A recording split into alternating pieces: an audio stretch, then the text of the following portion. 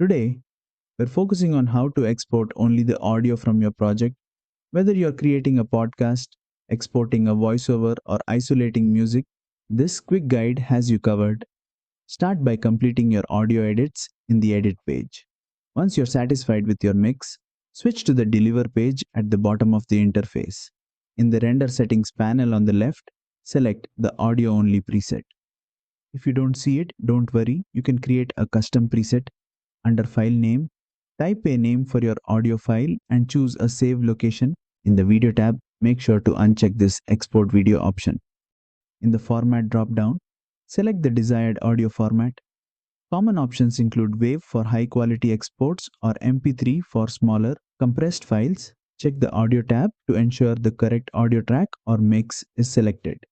If you're exporting multiple audio tracks, you can configure those settings here. Adjust other settings as needed, such as sample rate or bit depth, to match your project's requirements. Once everything is set, click Add to Render Queue. Finally, click Render All to export your audio file.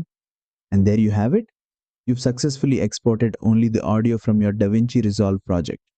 If you enjoyed this tutorial, don't forget to like, subscribe for more handy tips.